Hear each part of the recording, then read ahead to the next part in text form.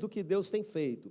Mas o culto dessa noite, ele é um culto onde nós vamos orar por famílias, vamos orar por proteção nesse ano de 2025, vamos orar por saúde, vamos orar por relacionamentos familiares e vamos orar também pelos casamentos que já existem, amém? E se você de repente moscou aí e perdeu o momento que a gente falou que ia orar pelos solteiros, né? Se você perdeu esse momento, a gente ora por você também nesse momento, tá bom? Para todo mundo ser abençoado pelo Senhor. Não olhei para ninguém assim, sabe? Para entregar ninguém, mas todo mundo entendeu, né? A gente ora de novo aí por quem faltou. Amém? E hoje o assunto é família. Cada dia a gente tem tido um assunto crucial que Deus levantou para a gente em oração, que nós precisávamos orar a respeito desse ano.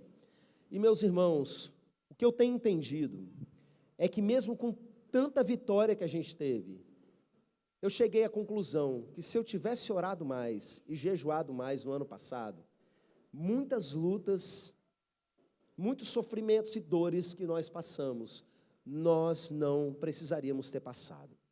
A gente teria superado, porque a nossa resposta vem do alto, meus irmãos. A gente perde muita coisa por não investir o nosso tempo em oração. Eu falo isso por mim, sabe? Que oro diariamente, que me dedico, ensino sobre oração, pratico, não é? Eu sei que eu poderia ter ido mais longe, eu tenho certeza que você também. Então, ouvidos atentos ao que o Senhor tem para nos dizer. Abra sua Bíblia, em 1 Coríntios capítulo 7, nós vamos ler a partir do verso 12.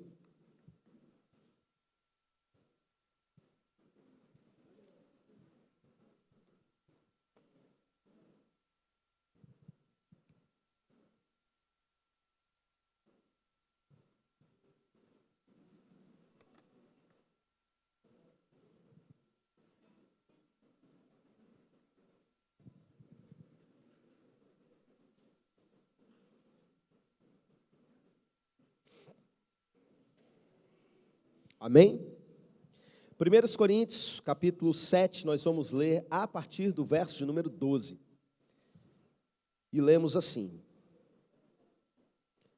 Aos mais digo eu, não o Senhor, se algum irmão tem mulher incrédula, e esta consente em morar com ele, não a abandone. E a mulher que tem marido incrédulo, e este consente em viver com ela, não deixe o marido, porque o marido incrédulo é santificado no convívio da esposa, e a esposa incrédula é santificada no convívio do marido crente. De outra sorte, os vossos filhos seriam impuros, porém agora são santos. Mas, se o descrente quiser apartar-se, que se aparte em tais casos, não fica sujeito à servidão, nem o irmão, nem a irmã. Deus vos tem chamado à paz. Pois como sabes, ó mulher, se salvará o teu marido, ou como sabes, ó marido, se salvarás a tua mulher. Amém, meus irmãos? Só até aí, nesse momento. Ora pela minha vida e pela sua, para que Deus fale com você. Enche o seu coração de fé nesse momento e peça que aconteça o que acontecer, que Deus fale ao seu coração nessa noite pela minha vida. Amém? Pode começar.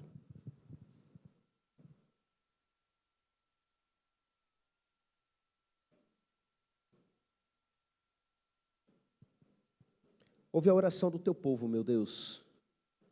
Que não seja simplesmente aqui ideias minhas, palavras minhas, mas que seja a tua palavra sendo exposta, explicada, aplicada na vida da tua igreja, meu Deus, e que haja compreensão, meu Pai. Que o Senhor venha falar com cada um de nós. Nós fizemos uma oração nesse início de culto, meu Deus, que nós não aceitávamos sair daqui da mesma forma que nós entramos. E por isso nós pedimos ao Senhor, muda algo em nós nessa noite, em nome de Jesus. Amém. Amém. Irmãos, esse texto é um dos textos do Novo Testamento, onde Paulo fala princípios gerais a respeito da nova vida em Cristo. Como funcionam as famílias de alguém, por exemplo, que aceitou Jesus, que entregou a sua vida para Jesus e começa a caminhar com Ele. O texto começa nesse assunto um pouquinho antes, num dos textos mais pesados da Bíblia, contra o divórcio. Nós não lemos ele nessa noite, porque ele não é o tema dessa mensagem, não é? E o apóstolo Paulo, ele começa a falar de uma situação em que a pessoa está casada com alguém que não é crente. Aqui fala de alguém incrédulo, e eu quero explicar para vocês, primeiramente, o que significa essa pessoa. Na antiguidade, de uma maneira geral, e no início da história cristã, praticamente não existia ateus no mundo, porque todas as culturas carregavam parte da revelação de que isso daqui não veio do nada. E homens começaram a cultuar outras divindades, outros seres, não é? De tal maneira que o normal era que alguém cresce em alguma coisa. Os casos de alguém que não acredita em Deus era considerado no tempo bíblico tipo alguém que tem problema na cabeça. Você lê lá 2 vezes no livro de Salmos, diz o tolo em seu coração não a Deus. Era algo que era considerado pelas populações em geral coisa de gente burra, basicamente isso. Então, quando Paulo está falando aqui de alguém incrédulo, ele está falando de alguém que não possui a mesma crença que você. Eram pessoas que cultuavam outras divindades naquele contexto, não é? E não se submetiam a crer em Jesus e servi-lo de verdade. Não se submetiam ao senhorio de Jesus. Mas eu preciso também que você entenda, principalmente você solteiro, que Paulo não está aqui liberando pessoas para casarem com gente que não crê em Jesus. Em outro texto ele vai deixar isso muito claro. Aqui nesse texto ele está falando de pessoas que estão hoje nessa situação, de pessoas que de repente estavam casadas e um deles se converteu e o outro não. Então entenda, biblicamente falando, nenhum de vocês, estou falando aqui direcionado aonde tem mais jovens da igreja, mas cada um pegue essa informação de maneira bíblica. Nenhum de vocês, biblicamente falando, é liberado para formar uma aliança de casamento, para começar uma família com alguém que não tem Jesus como Senhor da sua vida. Isso precisa ser bem compreendido, meus irmãos, porque em todo o tempo na história da igreja sempre foi uma luta. Porque as pessoas, com medo de ficar sozinhas, o terror da solidão, se submetem a todo tipo de relacionamento estranho, às vezes até abusivo. Que Deus não quer isso para você. Mas entre os vários tipos de relacionamento, meus irmãos, existe um que não está certo, que é alguém ir lá e escolher para si uma pessoa que não serve ao Senhor, que deliberadamente não quer servir ao Senhor. Como você vai formar uma aliança com alguém dessa maneira? É como se você virasse para Deus e falasse assim, ó, eu me importo tanto com a sua vontade, que eu estou disposto até a me juntar com esse cara aqui, com essa mulher aqui, que não quer nada, nem se importa com o Senhor. Sai fora, é cilada. E quem está falando isso para vocês é um pastor que está acostumado a cuidar de família, que está acostumado a orientar casais que têm a mesma crença e tem muita dificuldade. Irmãos, quantas vezes a gente vê acontecer da pessoa casar e passar o resto da vida lutando em sofrimento, tentando conduzir os filhos num caminho, e o cônjuge vai lá e conduz em outro, fala para os filhos de santidade, e o marido apresenta pornografia para os filhos.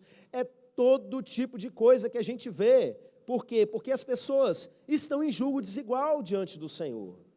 Não tem os mesmos princípios, não tem os mesmos valores. Então, se você está apaixonadinho, está apaixonadinha por alguém que não serve ao Senhor, não vem nem perguntar para Deus, não vem nem pedir para Deus abençoar.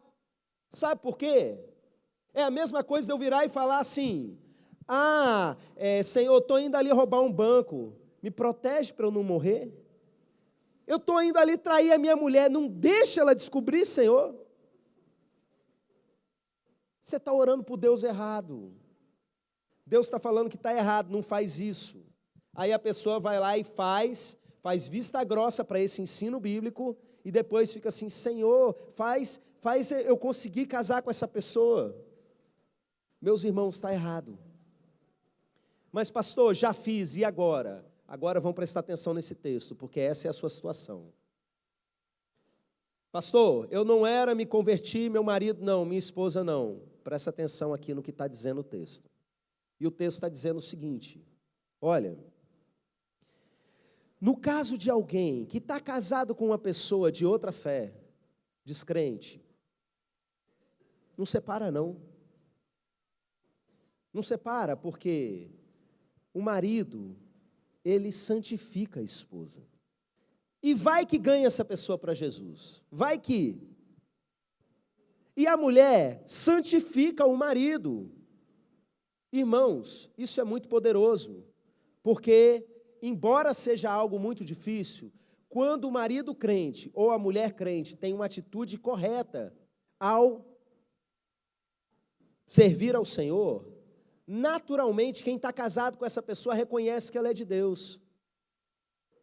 Às vezes a família não quer se converter porque o testemunho do crente em casa é terrível. Tá doido? Ser crente igual a minha mulher é? Essa mulher é uma praga, uma goteira na minha cabeça. Não vai querer se converter nunca. O filho se converte e é extremamente desonroso com os pais, desobediente e rebelde. Eu não estou dizendo que esse é todos os casos, meus irmãos, mas muitos casos o que acontece é simplesmente isso. Mas, se a pessoa realmente é convertida, tem uma vida séria de busca na presença de Deus, vai que ela consegue converter a pessoa. Mas eu quero chamar a atenção para vocês para um detalhe nesse texto. Paulo fala assim, o marido ele santifica a mulher, e a mulher santifica o homem. E se não fosse assim, os filhos não seriam santos. E presta atenção, ele fala, e os filhos, eles são santos. Você entendeu? Vou repetir. A mulher é santa porque ela é separada por Deus. O marido nem se converteu ainda, mas ele está sendo santificado pela mulher. E os filhos, eles são todos santos. Você sabe que princípio é esse? A sua família, se você é servo de Deus, a sua família é santa. Ontem, nós aprendemos que o dinheiro do crente é santo.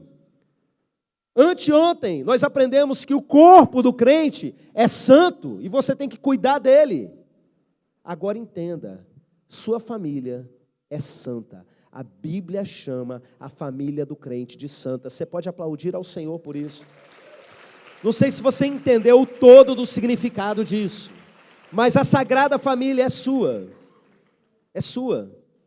Tem um crente na casa aqui, você está santificando os membros da sua casa, e os filhos que vêm de vocês são santos, ainda que eles não tenham entregado a vida deles para Jesus. Ainda que o seu filho esteja de repente distante do Senhor, algo seu está fluindo para ele. Declara, toma posse disso, a sua família ela é santa, é separada. Isso precisa ter uma aplicação geral na nossa vida, porque se o nosso corpo é santo, e eu falei para vocês, vão todo mundo para a academia, e vocês já estão indo, amém? Se eu falo para vocês que o dinheiro de vocês é santo, e vocês precisam usar de sabedoria para gastá-lo, a partir de agora vocês já vão orar mais pedindo sabedoria para Deus antes de tomar decisões. Se você entendeu que aquilo ali que está na sua mão, não é um dinheiro como na mão de qualquer outra pessoa, é algo santo. E você toma cuidado com isso, com a sua família mais ainda. Você precisa olhar para a sua casa como algo santo de Deus. Olhar com respeito, com zelo, com cuidado, sabe? Irmãos, várias vezes ao longo da vida eu encontrei pessoas que diziam que serviam ao Senhor e negligenciavam a família. Dos próprios filhos não se firmarem na igreja pelo mau exemplo, porque, e qual era o mau exemplo? É porque o pai e a mãe eram desonestos? Não, é porque se dedicavam tanto supostamente a Deus, mas na verdade num ativismo religioso maluco, a ponto de assim, pastor, eu quero ser missionário, quero fazer aquilo outro e tal. Sim, mas como é que está a sua família, como é que você está cuidando dela? Está errado, tem que voltar e juntar e cuidar daquilo que é o principal. A sua família é santa, meu irmão. Eu conversava com alguém recentemente, não me lembro exatamente Qual foi o irmão que estava contando para mim de uma situação de alguém que, me lembrei, que abandonou a esposa e eram os dois crentes, os dois da igreja. Pecado consciente. E aí o cara fez, sabe o quê? Ele queria muito ser missionário, ele largou a mulher no Brasil e foi evangelizar em outro país. É tipo assim, Senhor, me ajude ali a cometer um assassinato. Você está em pecado. Você está querendo fazer uma coisa boa, indo pregar, mas está cometendo um pecado. A Bíblia diz que aquele que não cuida dos seus é pior do que o incrédulo. Ele negou a fé e é pior do que o incrédulo. Pensa, uma pessoa que tem todo o conhecimento da Bíblia, e de repente ele resolve negar aquilo, e viver uma vida pior do que os que não creem. Essa pessoa está sendo comparada à pessoa que não cuida dos seus, a pessoa que não cuida da sua própria família. Então, meus irmãos, o assunto é sério. E nesse texto, embora ele esteja falando de um assunto bem prático, ele traz conceitos para a gente. Ele traz esse conceito de santidade, da sua família ser santa, e ao mesmo tempo ele fala o seguinte: mas se você está casado com uma mulher que ela não é crente, e ela não quer estar com você porque você se converteu e quer ir embora, deixa aí. E se o seu marido não quer ficar com você porque você é crente, tudo bem, deixa aí. Sabe por quê? Ninguém tem que ser escravo, não. Você não pode se submeter à servidão, ou seja, à escravidão, ficar acorrentado a uma pessoa que não quer estar com você, porque não aceita a sua fé. Libera. Deixa essa pessoa seguir o rumo dela. É isso que o texto está dizendo. E a justificativa de Paulo traz aqui uma outra revelação. Deus vos tem chamado à paz. Quando ele fala isso, mas se o descrente quiser apartar-se, que se aparte. Em tais casos, não fica sujeito à servidão, nem o irmão, nem a irmã. Deus vos tem chamado à paz. Então, presta atenção. Deus quer que você viva em paz. Ponto. A sua casa, a sua família, precisa ser um ambiente de paz. Irmãos, isso é muito sério e ainda não foi compreendido por muitas pessoas que se dizem servas do Senhor. Você sabe por quê? Porque nos conflitos familiares, para alguns tipos de pessoa, algumas pessoas ainda que o orgulho não foi quebrado, que precisa sofrer muito ainda para poder quebrar o seu orgulho, e estar certo é mais importante que ter paz. E para a gente precisa ser o contrário. É mais importante ter paz do que estar certo, gente. É mais importante ter paz do que ter razão numa discussão.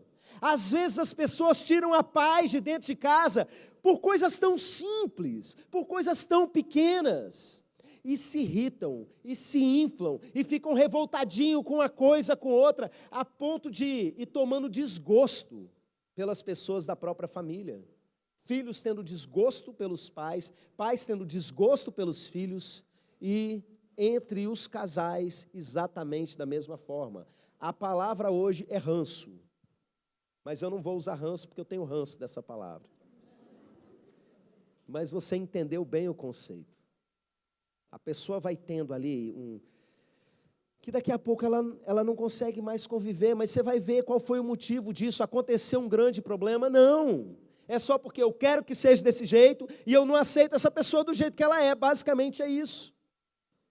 E acontece muito nas relações de pais com filhos, eu vou chegar nesse ponto, já que os pais, muitas vezes, eles estão preocupados em disciplinar os filhos e se perdem da outra parte. Irmãos, primeira coisa, você precisa ser um filho da paz para que a paz repouse na sua casa. Um filho da paz é aquele que ama a paz, aquele que gosta do sossego, sabe? Resolve os problemas, às vezes os conflitos são necessários, você precisa colocar a sua opinião, espera a poeira baixar, vai lá e resolve o que tem que ser resolvido, se precisar desenhe para o outro entender, mas perceba, você precisa amar a paz. Isso é tão sério que Jesus, quando ele foi e mandou os seus discípulos irem pregar o evangelho, ele falou assim, na época que ele ainda estava fazendo o estágio supervisionado com os discípulos, ele ainda não tinha ido para a cruz. Ele treinou e falou, agora vocês vão e depois vocês voltam aqui não é? Ele estava ensinando como é que ia, e ele falou assim, vão de 2 em 2, quando vocês pararem numa cidade, procura naquela cidade quem é digno. E aí, quando vocês encontrarem, se hospedem na casa dessas pessoas. Gente de bem se encontra, sabe?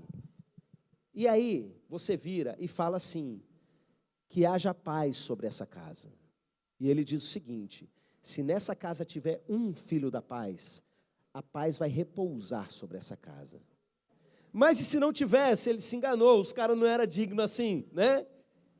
Os caras não são filhos da paz. A bênção que você entregou, ela quica de volta, ela retorna para você. Esse é o princípio geral da bênção. Abençoe até os seus inimigos, meus irmãos. Se a pessoa não quiser receber a bênção volta para você. Não se preocupe. Você chegou numa casa, a preocupação de Jesus, olha só.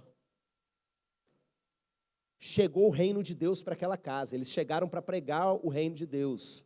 Eles vão ficar hospedados naquela casa para pregar para o resto da cidade, se alimentando daquela casa. O presente que Jesus quer dar para aquela família é que haja paz. Eles chegavam lá e declaravam em hebraico, shalom. Shalom, irmão, shalom.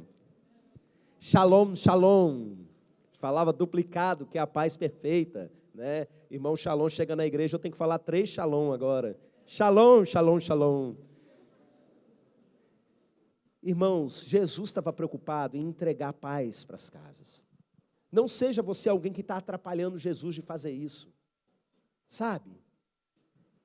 Aí a gente olha para as recomendações bíblicas a respeito disso. A Bíblia fala para cada um de nós, para cada pessoa que ocupa um papel dentro da família, a respeito de como é que você vai manter a sua paz dentro de casa. E eu vou começar batendo em nós, homens. A Bíblia diz, lá na primeira carta de Pedro, que se você não trata a sua mulher com honra, e vamos entender bem o que é isso, dá dignidade para a sua mulher, honrá-la, o texto diz, como um vaso mais frágil, as suas orações elas são impedidas diante de Deus. Entenda, o homem na casa ele tem o papel sacerdotal, é ele que libera a bênção sobre todo mundo. No final da mensagem vou explicar melhor isso. Ele tem poder para mandar os capeta tudo embora de dentro de casa, ele tem autoridade para ministrar bênção em cada filho e os filhos prosperam. Mas, se esse cara, tão cheio de fé, ele está tratando a mulher com ignorância, ele está gritando com a esposa, ele está sendo alguém que desonra de alguma maneira a sua esposa, as orações dele garram ali no telhado, sabe? São impedidas diante de Deus. É a forma pedagógica de Deus ensinar você, homem, a virar homem. Amém? Eu sei que é difícil, meus irmãos, porque no calor do momento, a gente quer se defender, a gente quer se justificar, e a gente quer falar no mesmo tom, e a pessoa está em pecado gritando com você, e você vai lá e grita de volta, e você fez o quê? Desonrou a pessoa. Se ela está desonrando, a oração dela vai ser impedida, que a sua não seja. Segura a onda, respira fundo, espera a poeira baixar.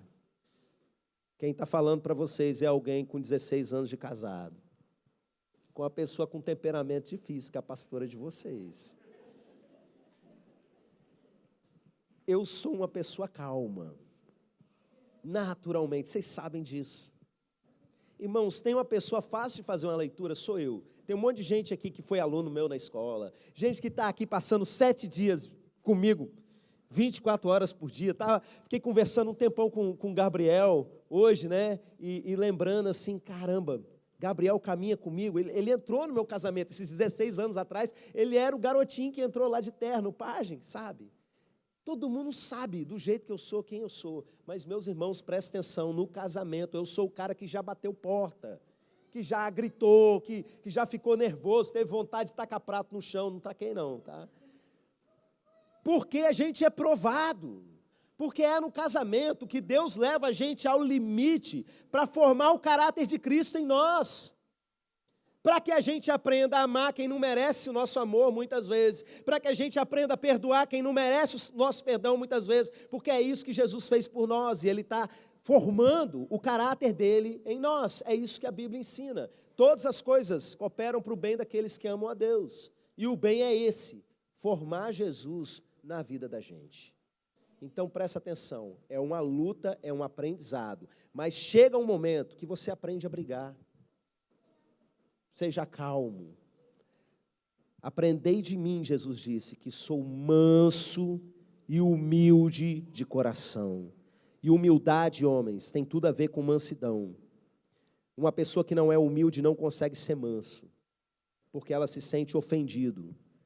E só se sente ofendido, só consegue me diminuir, porque eu ainda não me diminui o suficiente, porque eu ainda sou altivo, eu sou soberbo. Essa é a razão que a Bíblia diz, lá em Tiago, porque existem tantos conflitos, tantas guerras no meio da gente. E aí vamos chegar na parte das mulheres. Eu prego isso muitas vezes, esse pedacinho, lá de Efésios 6. E eu preciso explicar todas as vezes, vou continuar explicando. Como disse Paulo, para mim não é cansativo, para vocês é importante ouvir. A Bíblia diz que a mulher seja submissa ao seu marido no Senhor. E isso não quer dizer o que o mundo diz. Isso não quer dizer escravidão. Isso não quer dizer opressão. Porque o texto vai clarear para a gente que a relação é Jesus e a igreja. Todo casamento, filhos da paz, presta atenção, todo casamento é uma representação profética de Jesus e da igreja. Por isso fala para o homem amar a sua esposa, como Cristo ama a igreja. E você consegue imaginar, por exemplo, Jesus maltratando alguém, torturando alguém? Você não quer me seguir, não? Também vai tomar um soco aqui no estômago. Não. Eu gosto sempre desse exemplo que Jesus encontra um homem muito rico que vem falar com ele. E o texto diz que Jesus o olhou e o amou. E aí Jesus identifica o problema dele, o Senhor dele era as riquezas. E Jesus fala assim, vende tudo que você tem e dá para os pobres. E aquele rapaz vai embora triste. Jesus não está com a pedra nas costas dele porque ele foi embora. Jesus não amarra ele, você vai ficar aqui, seu sem vergonha, seu idólatra. Não, deixa aí.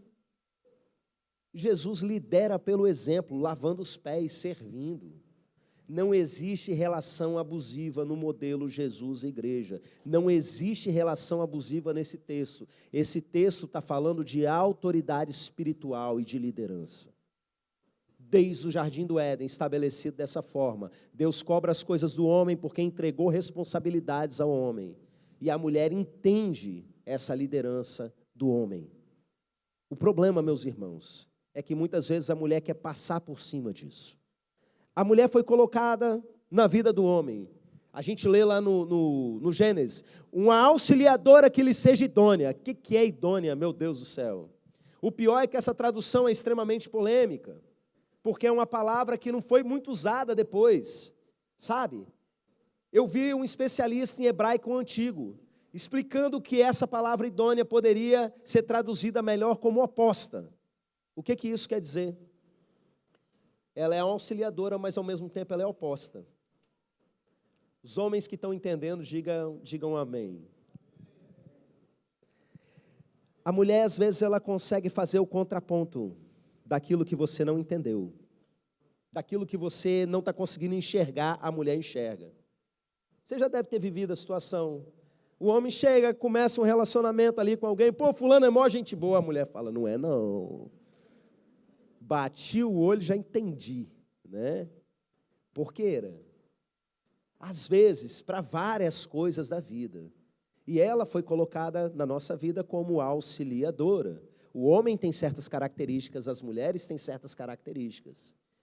E, meus irmãos, os casais harmônicos são aqueles que discordam.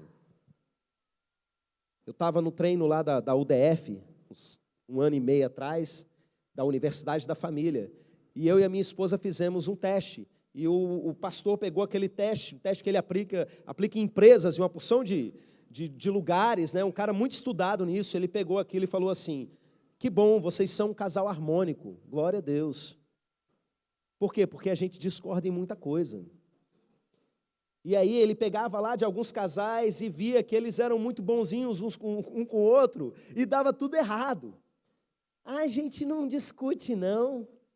A gente concorda e tal nas coisas. E aí ele falou assim, vocês já quebraram financeiramente alguma vez? Já investiram em alguma coisa e deu tudo errado? Aí eles olharam para a cara do outro assim, tipo, várias vezes. Mas por quê? Porque, meus irmãos, eles concordavam demais. Não tinha um para abrir o olho do outro. Isso aqui vai dar ruim, você tem certeza disso? Mas qual é o problema? Existe essa função, sabe? O problema é que a mulher, ela vai cumprir o papel dela sem se submeter ao homem, sem se submeter à liderança dele. Irmãos, e é terrível, porque a mulher está lá brigando com as crianças e tem que brigar mesmo, e tem que botar a casa em ordem. E menino, vai lá escovar os dentes, e você vai tomar banho, já preparou sua mochila para a escola, e daqui a pouco ela vira para o marido e fala do mesmo jeito, e você já fez seu prato, por que não veio ainda? Opa! Assim não, aqui tem homem, sou seu filho não, mulher.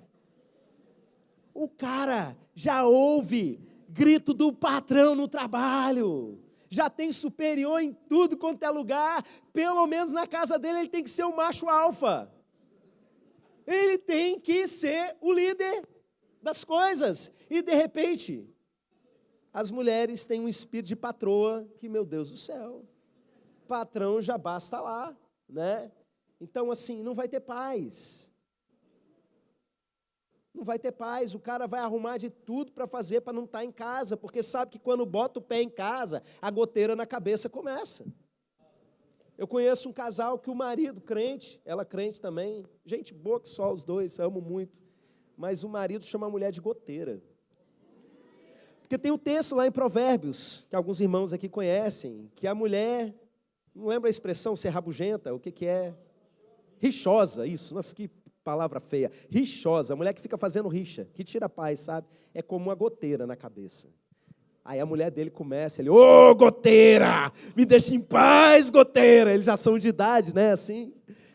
A gente até dá risada, mas é uma realidade, meus irmãos. Para de encher a paciência do seu marido, pelo amor de Deus. Fica arrumando encrenca por coisa tão pequena, não. Vamos amar mais a paz. É mais importante a paz dentro de casa do que estar certo. E aí, meus irmãos, o livro de Efésios, capítulo 6, ele também vai falar sobre a relação com os filhos. Os filhos devem honrar os pais. E assim como honrar a Deus com os nossos bens tem promessa, a honra aos pais também tem promessa para a gente. Inclusive é o primeiro mandamento bíblico com promessa. Honra o teu pai e tua mãe, para que te prolongue os teus dias na terra que o Senhor teu Deus te dá. Aqui, na versão de Efésios 6, ele ainda vai acrescentar a frase, para que te vá bem. Então presta atenção, cada vez que você grita com a sua mãe, cada vez que você grita com o seu pai e desobedece ele, é menos bênção de Deus que chega para a sua vida. Você que grita com a sua mãe, você está impedindo as bênçãos de Deus de se realizarem na sua vida, de você viver bem. Você está encurtando os seus dias nessa terra. Você tem noção disso? E o contrário disso é o quê? Meninas, vou falar de meninas de mãe para mãe, que eu sei que às vezes o relacionamento pode se tornar muito difícil. Trata a sua mãe como uma rainha dentro de casa. Vai além daquilo que ela manda fazer. E vocês vão colher bênçãos em todas as áreas da sua vida. Aprenda isso, pega, o princípio da honra precisa ser estabelecido. E aí, meus irmãos, não é só uma questão dos filhos para os pais, o mesmo texto vai trazer uma recomendação importante para que haja paz dentro de casa, que é dos pais com relação aos filhos. O texto vai dizer para a gente, vós pais, não provoqueis a ira dos vossos filhos. Meu Deus, meus irmãos, tem filho que fica assim contando os dias para completar 18 anos e sumir de dentro de casa porque não aguenta mais a mãe. O problema geralmente é a mãe, porque é ela que é responsável de muitas vezes corrigir o comportamento errado dentro de casa. E o pior, a mulher está certa, tem que corrigir mesmo, mas faz tudo errado. E a gente vai acertar isso hoje aqui. Para a glória de Deus.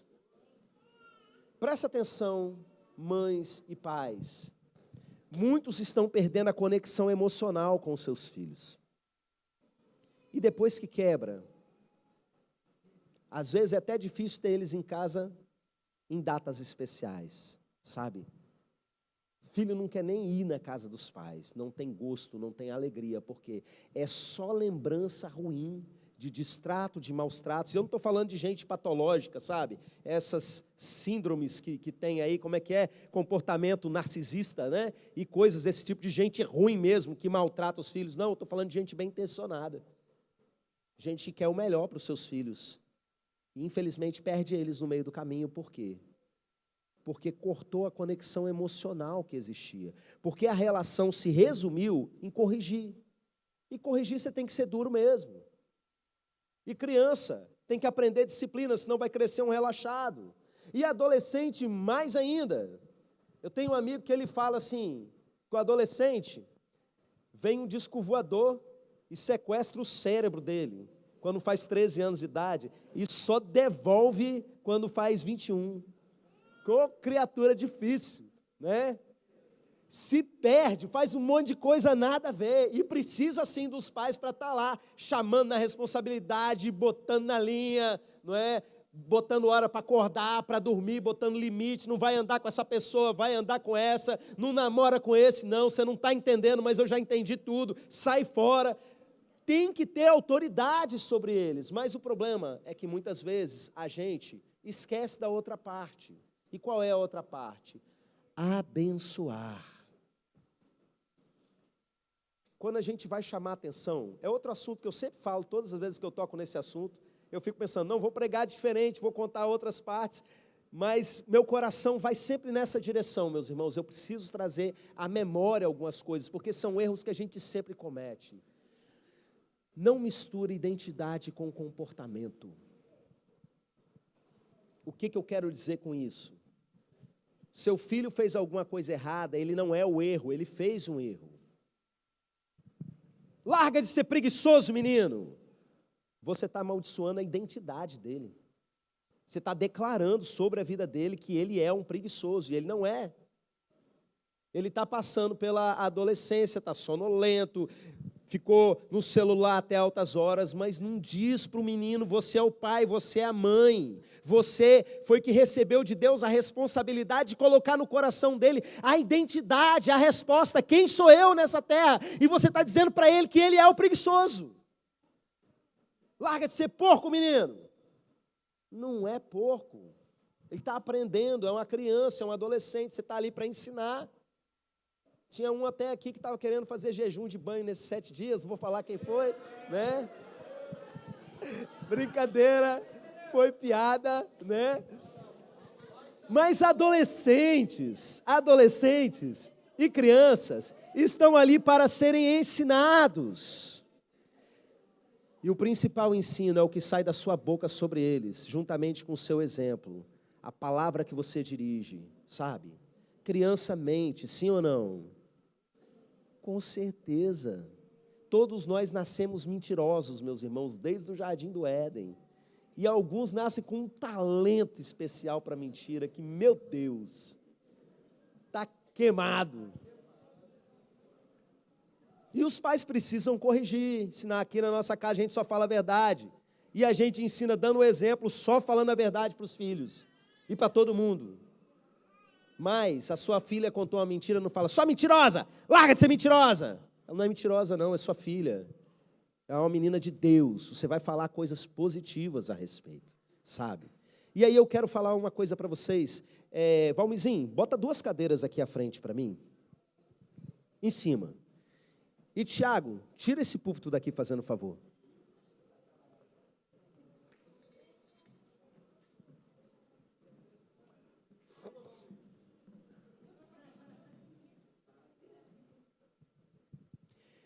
Eu ia fazer uma coisa com a minha família toda, mas morreu um tio meu ontem, gente. Durante o culto que nós estávamos aqui, faleceu um tio. E a minha esposa precisou levá-lo para Cachoeiro de Itapimirim. Levar o meu pai, né? Meu pai foi lá porque o meu tio morreu. e eu ia pedir para o irmão Dutra levá-lo, mas aí morreu o tio do Dutra também na mesma hora. Chegou, acabou o culto assim, tinha 2 notícias de morte, sabe? O meu tio e o tio do Dutra.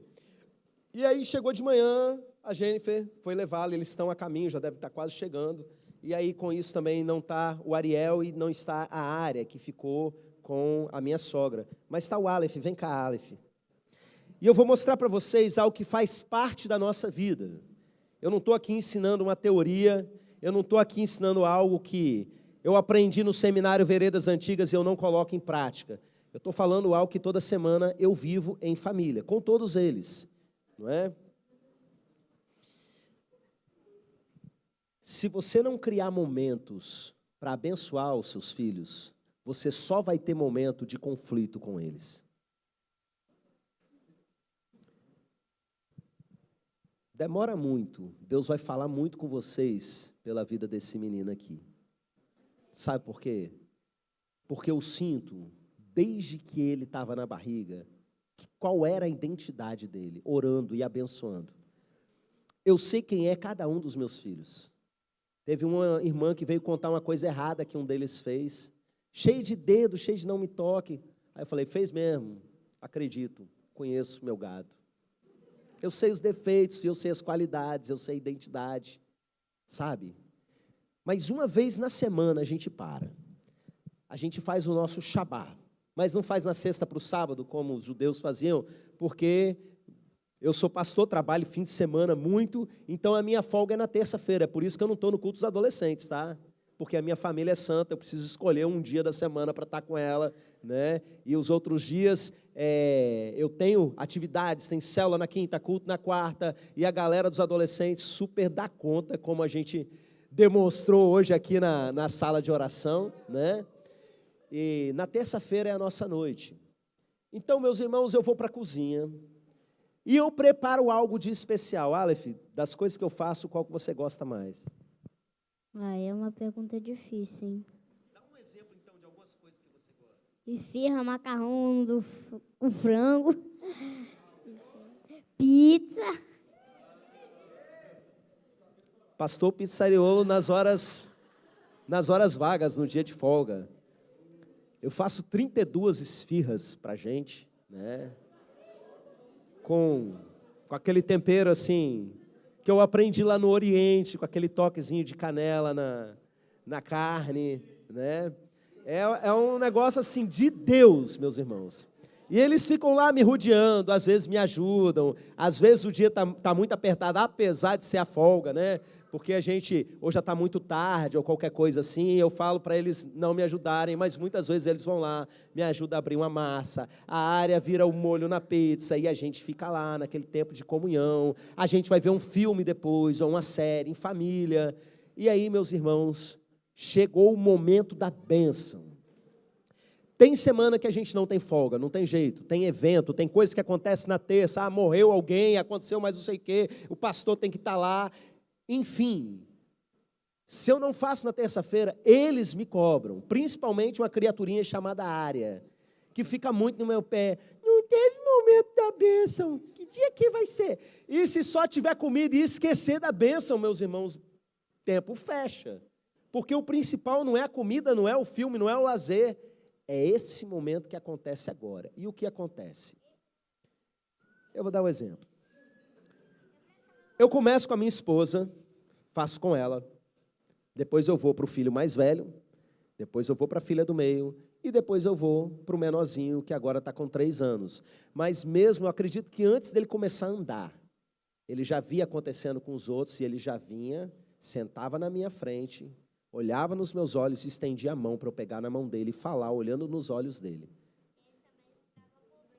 E ele cobra porque ele não gosta de ser o último, mas eu começo de cima para baixo, né? Primeiro eu hoje.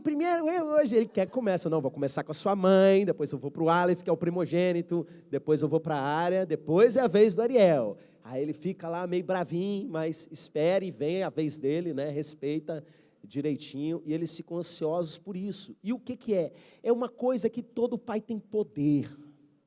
Pastor, eu não tenho marido dentro de casa, a autoridade é sua. A patente é sua, você é a autoridade espiritual. Pastor, o meu marido ele não é crente, não interessa, fala para ele fazer assim mesmo. Manda esse vídeo para ele depois.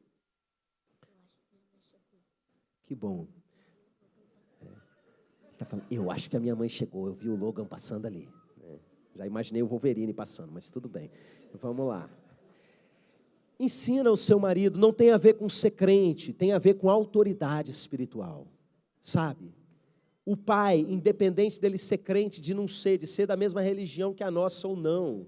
Eu já fui fazer momento da bênção, meus irmãos, em casa de testemunha de Jeová.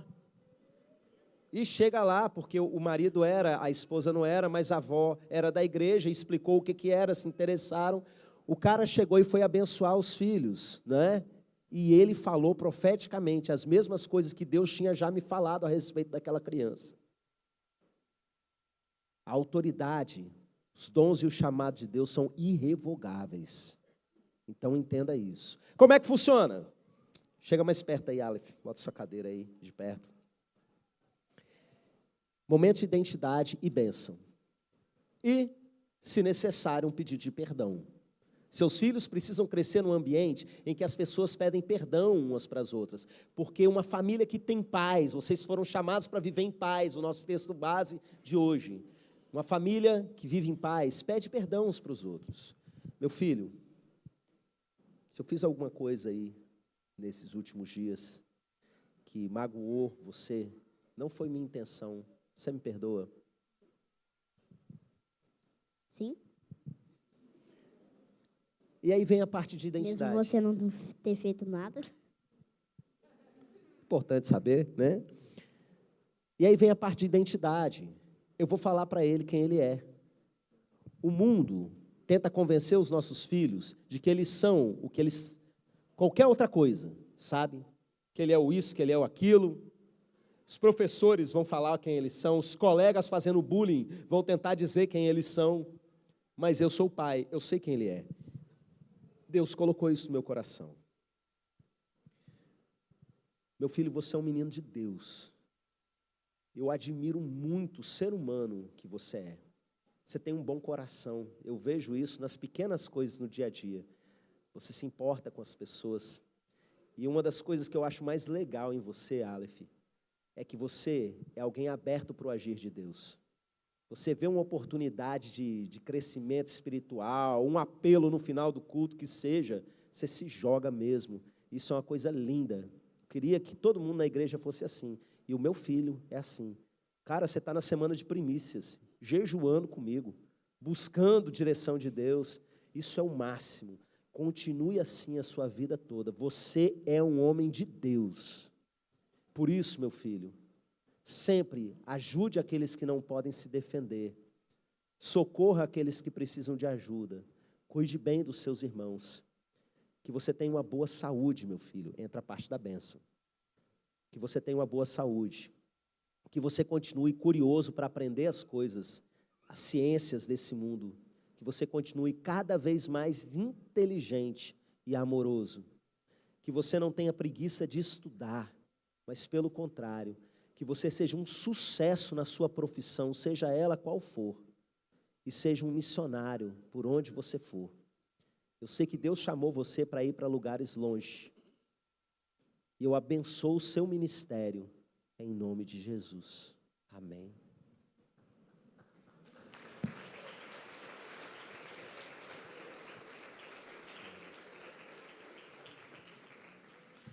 Falou que eu me jogo na presença, eu me jogo mesmo. Só que a maioria das vezes não acontece.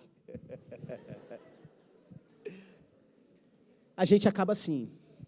Eles levantam, vêm e me dão um abraço. Aprenda uma coisa sobre a bênção. A palavra de maldição, que é aquilo que eu falei antes com vocês, quando a gente troca identidade por comportamento, a palavra de maldição fecha o coração. Você fala uma coisa dura para alguém, essa pessoa fecha o coração para você, mas a bênção, ela abre o coração. Você percebe que a sua esposa fechou o coração, abençoa ela. Para de criticar e abençoa. Você percebe que os seus pais fecharam o coração para vocês? Abençoe, eles também me abençoam. dias específicos. No final, oram por mim. Meu aniversário, vão lá, botam a mão, estendem, abençoam a minha vida. Eles já estão acostumados a ver bênção toda hora e já sabem. A bênção abre o coração, a maldição, ela fecha o coração. Não pode sair de uma mesma fonte, está lá escrito em Tiago, água amarga e água boa. Não saia da boca do crente maldição e bênção, que seja só bênção, até sobre os nossos inimigos. Aprenda isso, toma posse. E agora a gente vai orar pela sua família. Amém. Obrigado, Aleph, pela demonstração. Glória a Deus pela sua vida.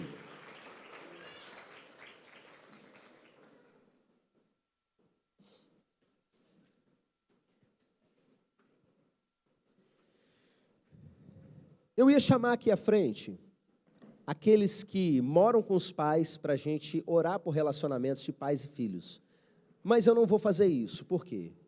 Para não constranger alguns que de repente já têm uma certa idade, ainda moram com os pais, ou cuidam dos pais, está no meio de adolescente e tudo. E principalmente porque quem tem pai vivo, ainda que não esteja morando debaixo do mesmo teto, precisa de cura na relação, precisa de oração. Então, não vou chamar aqui à frente, não. Vou falar, todo mundo fica de pé e a gente vai orar. Se você tem pai vivo, se você tem mãe viva, eu vou orar pelo relacionamento pais e filhos. Depois eu vou orar por casais. Vamos lá? Pode se colocar de pé.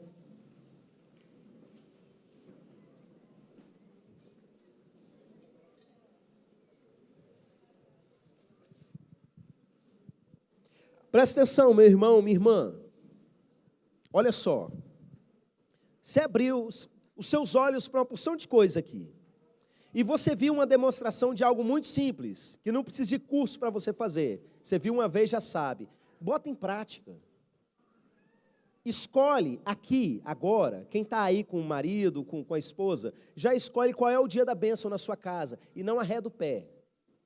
E se está sozinho, já coloca na cabeça, tal dia vai ser o dia da bênção na minha casa. Ainda que você tenha de repente, dificuldade para juntar os filhos, você vai pensar num horário, num dia em que vai estar todo mundo dentro de casa, e você, uma vez na semana, vai fazer o seu momento da bênção. Amém? Vamos orar? Feche os seus olhos. Primeiro nós vamos orar pelo relacionamento de pais e filhos.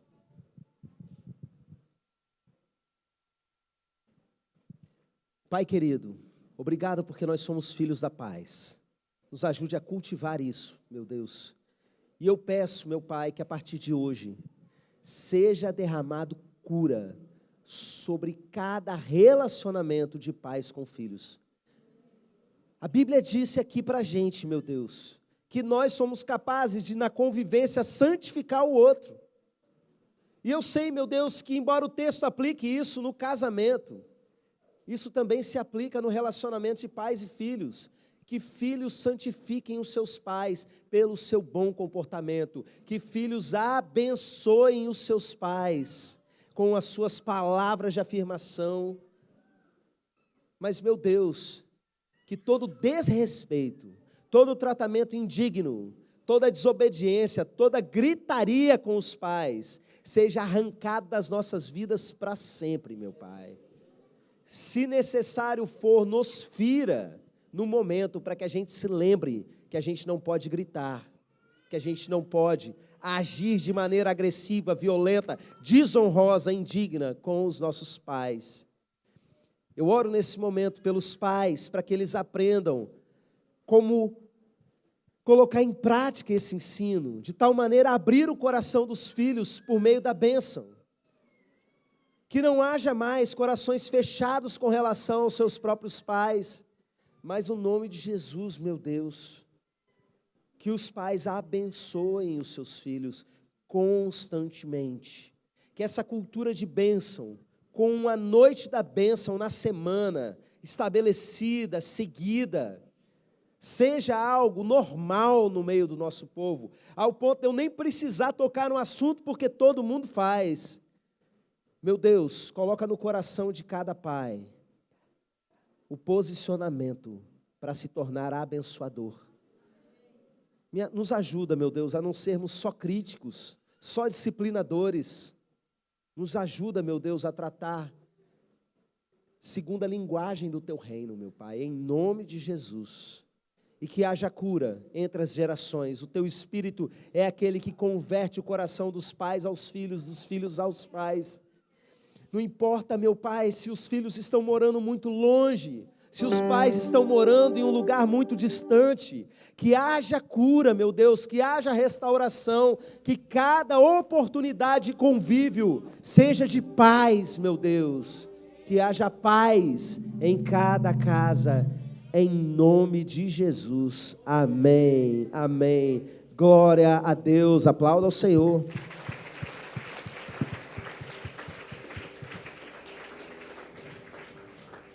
Quem está com a sua esposa, com o seu marido, pega na mão e vem aqui para frente nesse momento, que nós vamos orar pelo seu casamento.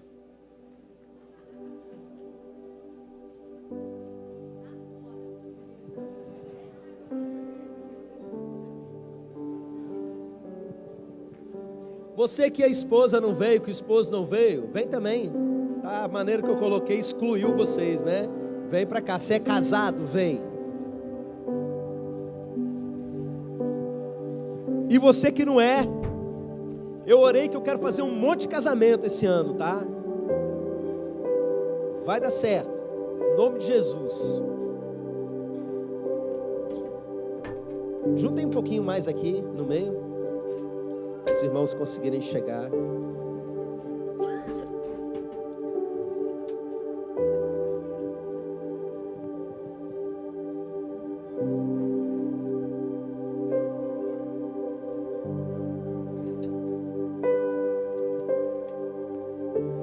Querido, em nome de Jesus, nós queremos abençoar esses casamentos diante do Senhor. Nessa semana de jejum, de consagração, nós consagramos esses casamentos, meu Pai. Eu quero orar nesse momento, não só pelos casais que estão aqui, que estão bem na presença do Senhor, mas também por aqueles que no momento se encontram decididos a se divorciar, afastados, separados um do outro. Nós cremos no Teu milagre, meu Deus, em nome de Jesus. Age agora de forma sobrenatural, causando um grande quebrantamento, uma grande restauração para a glória do Teu nome. Que a gente ainda ouça testemunho, meu Pai, dessa oração na semana de primícias. E a respeito de todos os outros casamentos, eu ministro a paz do Senhor. Tem alguém representando o casamento aqui, é filho da paz, receba, que haja paz na sua casa. Em nome de Jesus, que haja perdão, que haja compreensão, que haja maturidade no relacionamento de vocês. Em nome de Jesus, que esse ano de 2025 vocês venham viver os anos de maior paz da vida de vocês, entre vocês dois. Que a mulher seja capaz de ser aquela auxiliadora oposta, mas sem atropelar o marido. Que haja sabedoria sobre cada esposa, que haja amor sacrificial sobre cada marido.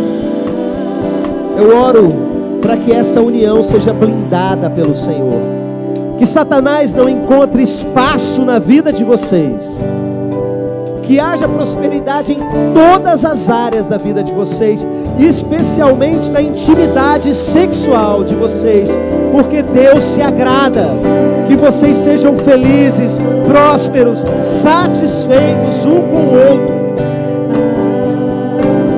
Que esse ano vocês venham romper com as lutas, com as dificuldades do que diz respeito à vida íntima de vocês, e que haja grande satisfação e adoração ao Senhor. Derrama sabedoria, meu Pai, sobre eles. Derrama entendimento, meu Pai. Derrama paciência sobre eles, meu Deus. Que haja tratamento em cada temperamento difícil, meu Pai, em nome de Jesus. E que essas famílias, meu Pai, sejam modelo de Jesus e a igreja para esse mundo. Que essas famílias que pertencem ao Senhor sejam vistas pelas pessoas lá de fora, de fato, como exemplo para a vida deles. Que as pessoas possam olhar e dizer: eu quero ser igual essa família. Que o Senhor seja sempre bem-vindo em cada um desses casamentos, em nome de Jesus. Que o Senhor te abençoe e te guarde, que o Senhor faça resplandecer o seu rosto sobre ti e tenha misericórdia de ti. Que o Senhor sobre ti levante o seu rosto e te dê a paz. Amém, amém. Aplauda ao Senhor.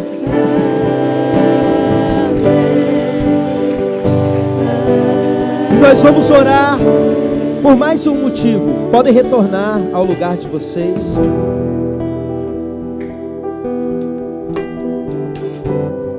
Nós oramos mais cedo pelos casamentos que vão acontecer. Existem pessoas que estão namorando, se preparando para casar. Existem pessoas que não estão namorando, mas estão sonhando com um casamento, e isso é justo. E meus irmãos, esse é um momento crítico, porque a decisão precisa ser no Senhor. Precisa encontrar aí algo entre a sua vontade e a do Senhor, e sempre precisa prevalecer a dele. Por isso, meus queridos, embora nós já tenhamos orado na semana, na sala de oração, às 18 horas, eu quero convidar a igreja nesse momento a levantar um clamor. A solidão é uma coisa que dói na vida de muita gente. O casamento é um sonho na vida da maior parte dos nossos jovens. Mas todo casamento é uma batalha espiritual, sabe? É Satanás tentando fazer com que você não case ou case errado. Então a gente vai levantar um clamor pelos casamentos de 2025 e pelos relacionamentos de 2025. E você que quer, se coloca nessa posição de: sou eu, meu Deus, eu recebo. Esse ano tudo vai mudar. Amém? Se coloca de pé em nome de Jesus. Clamor significa grito, entre outras coisas. E nós vamos levantar nossa voz ao Senhor em intensidade de oração como igreja. Que esse ano eu faça muitos casamentos aqui nesse lugar. Amém? Levante a sua voz e comece a clamar pelos casamentos e pelos relacionamentos que vão começar em 2025. Ainda que não se case em 2025, mas vai se acertar em 2025. Senhor, em nome de Jesus, vem abrindo os olhos, meu Pai, para que as pessoas possam enxergar umas às outras sem preconceito. Vem abrindo a fé, meu Pai, para que eles possam crer que é possível. Vem abrir o entendimento para aqueles que estão numa direção errada. E meu Deus, vem fazer com que caminhos se encontrem. O Senhor tem muitos filhos, meu Pai, e nós queremos que o Senhor faça essa conexão. Que nesse ano de 2025, aqueles que estão só e sonhando em ter alguém, encontrem a pessoa para casar, em nome de Jesus. E aqueles que já encontraram, que elas consigam caminhar em santidade diante do Senhor e ter o casamento que o Senhor sonha, em nome de Jesus. Que esse ano de 2025, essa igreja celebre muitos e muitos casamentos, para a glória do teu nome. Aleluia! Aplauda o Senhor mais uma vez.